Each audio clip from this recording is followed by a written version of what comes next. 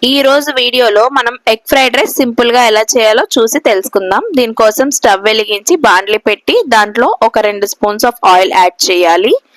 Oil వేడెక్కాక దాంట్లో మినపప్పు, పచ్చెనపప్పు, జీలకర్ర అలాగే ఆవాలు కూడా యాడ్ చేసుకోవాలి. ఇవన్నీ కొంచెం చిటపటలాడేదాకా కలుపుకుంటూ ఉండాలి.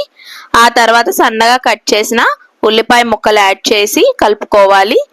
ఆ తర్వాత ఒక 2 పచ్చిమిర్చి పొడవుగా కట్ చేసుకొని అవి కూడా వేసుకొని ఆ నూనెలో వేపుకున్న తర్వాత కొద్దిగా కరివేపాకు యాడ్ చేసుకోవాలి.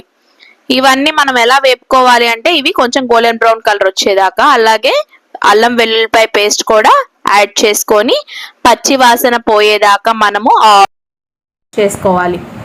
అలా ఫ్రై చేసుకునేటప్పుడు అది అడుగు అంటుకుపోకోకుండా కలుపుతూ తిప్పుకుంటూ ఉండాలి, లేదంటే కింద వేసిన పోపు మాడిపోయే అవకాశం ఉంది. తర్వాత మనము ఒక 4 గుడ్లని ఒకదాని తర్వాత ఒకటి నిదానంగా కొట్టి ఏదైతే మనం ఫ్రై చేసామో ఆనియన్స్, చిల్లీస్ దాంట్లో యాడ్ చేసేసుకోవాలి. 1 by 1 ఎగ్ అలా డ్రాప్ చేసుకోవాలి. ఇలా ఎగ్ డ్రాప్ చేసుకునేటప్పుడు మనం పెంకులు పడిపోకోకుండా అలాగే ఎక్కువ ప్రెషర్తో కొట్టడం ఇలాంటివి చేయకోకుండా చూసుకుంటూ ఉండాలి. బిగినర్స్ అయితే కొంచెం ఎగ్ కొట్టడంలో ఇబ్బంది ఉంటుంది కదా, ఆ ఇబ్బందిని ఓవర్కమ్ అవ్వండి. సో అలా ఎగ్స్ యాడ్ చేసేసుకున్నాక మనం మొత్తం మిశ్రమాన్ని కూడా బాగా కలుపుకోవాలి. ఆ ఎగ్ అంతా కూడా అడుగు అంటుకుపోకోకుండా నిదానంగా నీట్గా ఫ్రై చేసుకోవాలి. ఆ తర్వాత దీంట్లో రుచికి సరిపడా ఉప్పు, పసుపు యాడ్ చేసుకోవాలి. ఇక్కడ ఎగ్స్కి ఎంత అవసరమో అంత మాత్రమే యాడ్ చేసుకోవాలి. ఉప్పు, పసుపు ఎక్కువగా యాడ్ చేసుకోవాల్సిన పని అయితే ఏమీ లేదు. ఎగ్స్ అన్ని అలా బాగా మ్యాష్ చేసుకుంటూ ఉండాలి. వీడియోలో చూపించినట్టు బాగా మ్యాష్ చేసుకోవాలి.